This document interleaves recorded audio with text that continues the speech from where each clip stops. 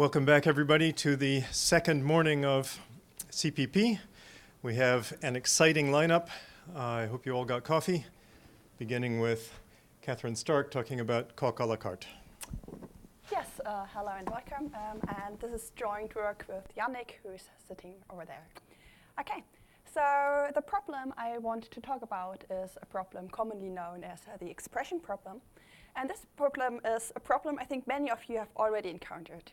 So you start to define some simple calculus, for example, the lambda calculus, and you start like giving recursive functions on terms like, for example, a size function or instantiation with substitutions.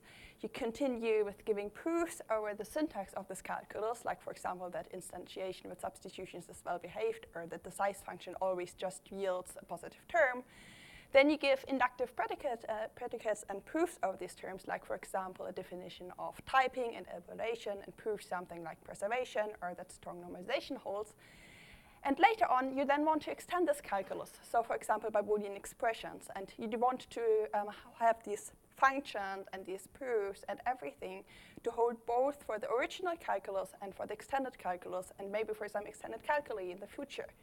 And if you look in a proof like types and programming languages, you would find that there's then something like, oh yeah, we defined this on the lambda calculus just as we did before, but if you try to tell this to Carte, well, it won't accept this. Okay. And this is a question we want to talk about, like how can we do this in a proof assistant? And there's a property which we call true modularity, which asks about like how can we add new cases to a data type without recompiling existing code. And this is kind of contradictory because all an inductive type is about having a closed definition so that we can actually do the proofs about it. Okay. And so what I want to show you today is how we have an approach for modular syntax in the Carte proof assistant and in a proof assistant in general. And you will see that this method actually scales to proofs of preservation and to proofs of strong normalization. So of course, this is a problem which many people have tackled, and one of the most famous approaches for this one is the data types a la carte approach by Sriastra from 2008, which was done in Haskell. And the basic idea is that you keep your options open, and that you basically parameterize your later type, which you have there, by a later expression type, which you use in your constructor. So for example, you have an application constructor, and for the sub-expressions which you have, you use this type X, which you just assumed to actually get a lambda expression. And then you can define a general expression type as fixed point of functors. Okay, so you basically like just iterate the functors which you had before, and you can define variants of this inductive data type by basically combining different features to get a full data type which you want to have with co-products. And this is very nice because you can actually like write functions as algebras and assemble everything via type classes. And this is really a very elegant solution. So now the question is, can we adapt this solution to a proof assistant? And well, if you try to write this general expression type, which we have there, Carte will tell us, no, this doesn't work. I don't want to have a non-strictly positive occurrence. So we have this problem that this expression type is not like expressible. So what's the solution? There are many solutions to do so in the literature. And what they all do is basically that they encode the functor which was used before. There are different ways to encode the functors. So for example, you can define some subclass of functors which you want to use. You can use church encodings. You can use this is basically what you can do, and all these approaches like use different ways to encode this functor. So all these solutions are very nice and they're insightful, and it's fun reading these papers, but there are no other developments for these papers which are not in the literature, and the question is why. And the answer is, well, all these approaches give us truly modular solutions, but the problem is that they're not what the POPL challenge would deem to be practical. So the problem is that in all these solutions, you need like many introductory definitions, which like make your code blow up. Then you have like, you encode the definitions, and so you don't really know whether this is actually the definition and the functions you wanted to define before, which kind of hurts transparency. You could, of course, prove some theorems that this is exactly what you wanted to have, but then you would need even more code. And last, the problem is, well, you have to understand about these definitions, about these encodings, and you have to basically like insert intermediate tactics, which kind of fails accessibility if you want to try to start using these approaches. And the main problem which we have is that basically we have this encoding of the functor, and this encoding of the functor adds an additional layer of indirectness inside the proof. So we can't use basically Coq's reasoning principles and Coq's tactics, which we would like to use and which make reasoning in Coq, for example, reasonable. Okay, and what I want to present today is a practicable approach to modular syntax. So the approach we use kind of relies on a trade-off. So we won't have a direct general expression type as we had before, but we make something which might even seem naive, like we just basically have copies of all the variants which we want to have and insert these types directly. So for example, if we would want to have a type with both lambda features and Boolean features, we just have 2 injections into this type. Okay. This is simple. And one of the problems is, of course, that we can't use the general assembling tactics, which we would have from something like data types a la carte. But we come up for this problem by providing some tool support. So we have some tool support to basically insert some preliminary definitions before using the autosubs tool. And we have some assembling via the meta-Coq tactics.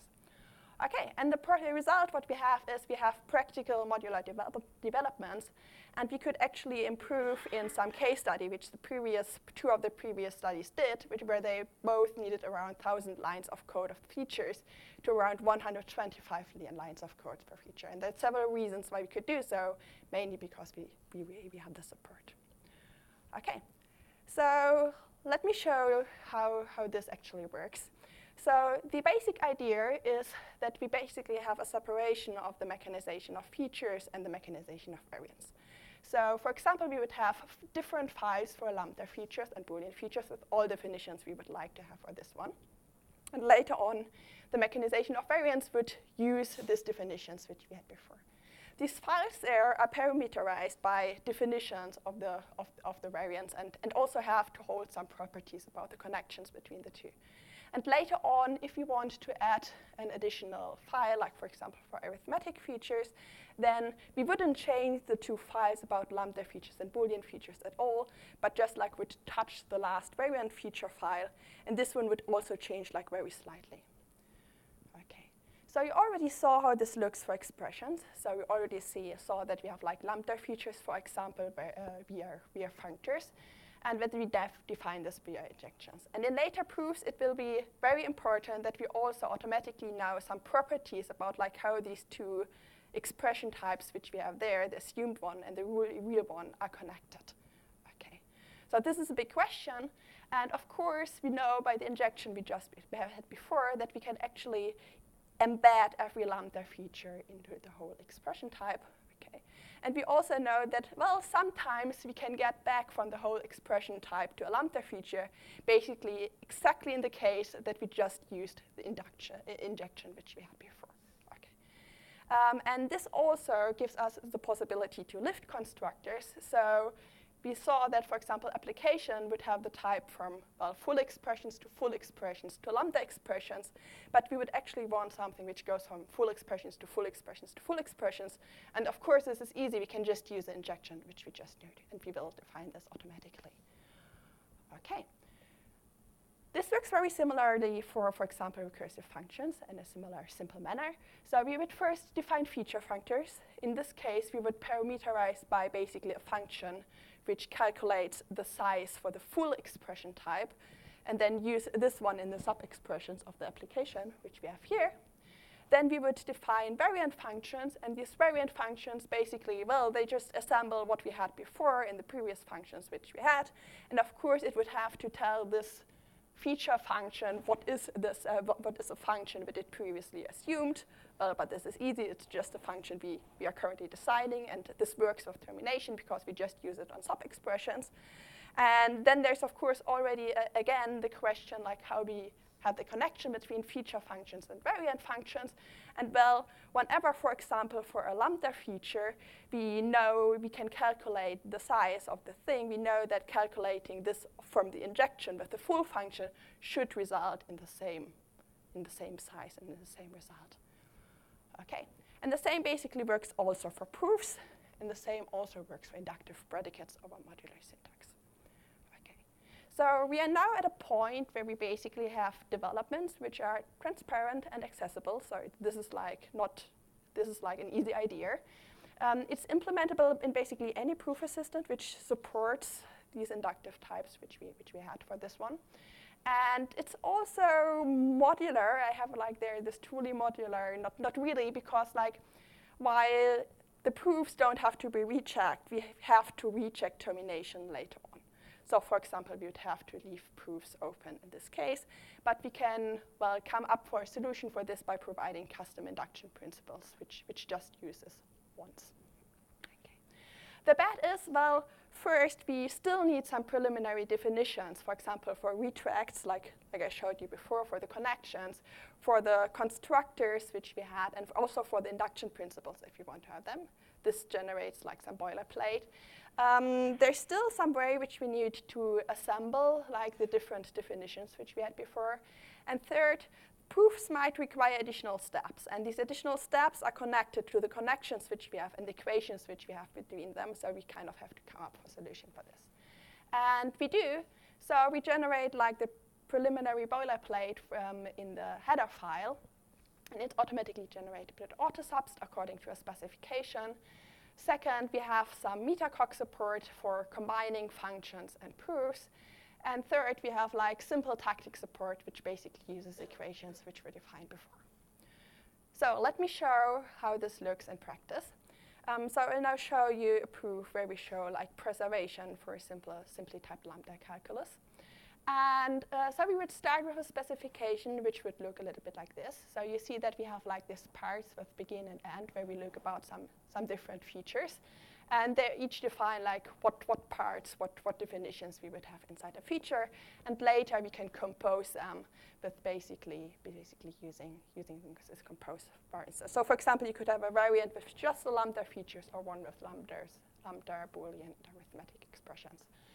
Then you would import the generated file in the feature file and proof preservation for the lambda feature.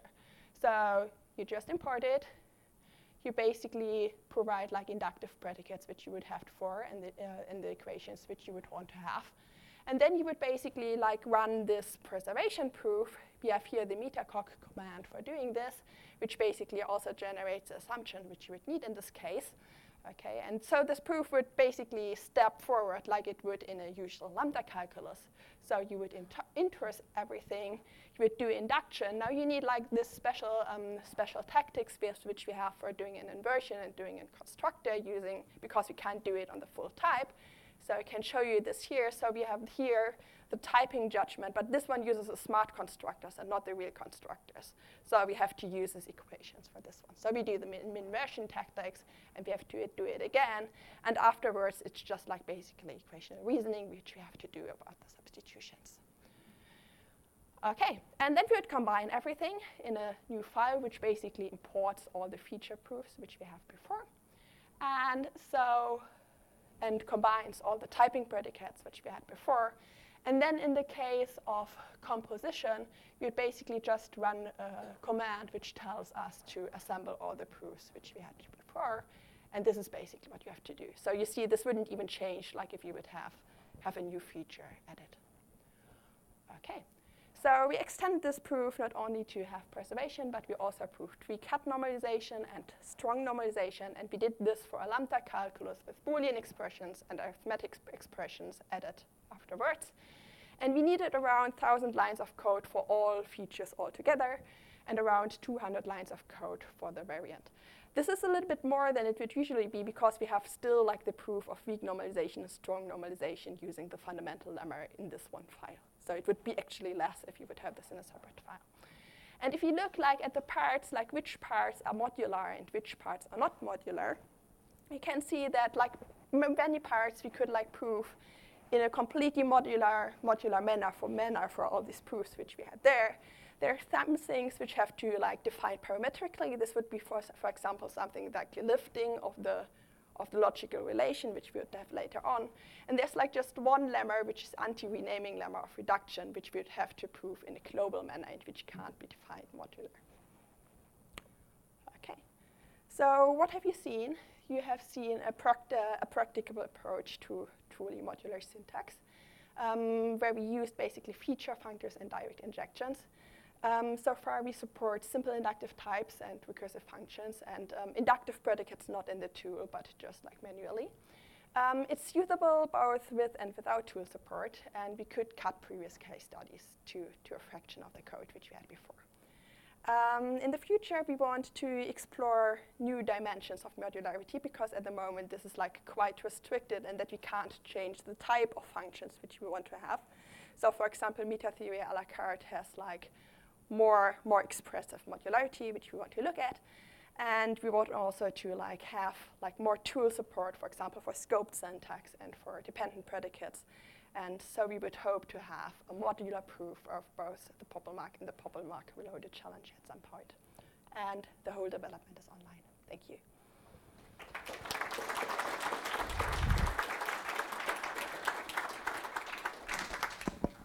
Questions?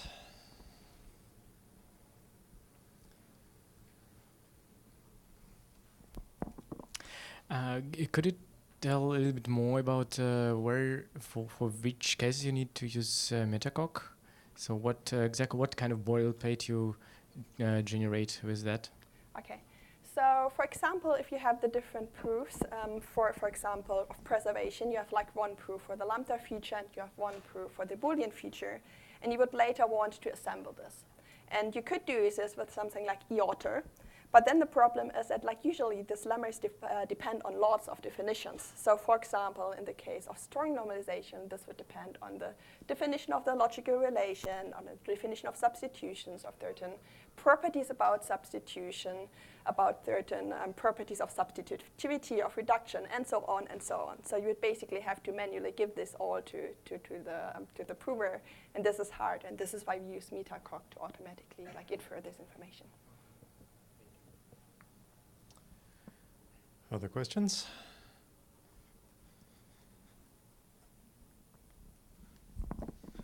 That looks really nice.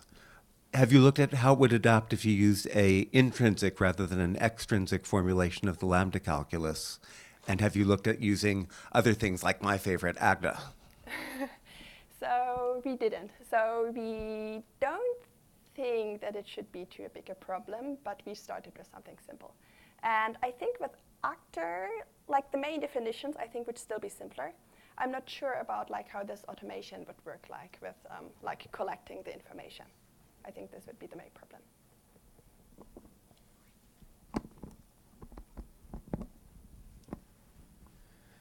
So I have a question about scale.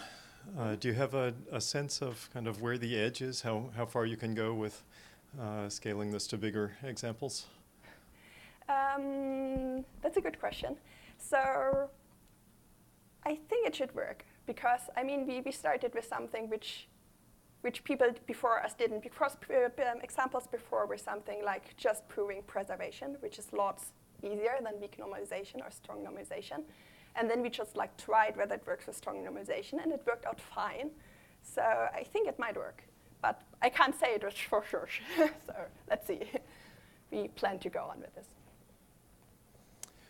And what about not scale, but complexity of language features? So do you have a sense of, you had this nice graph of which ones required more global reasoning. Mm-hmm.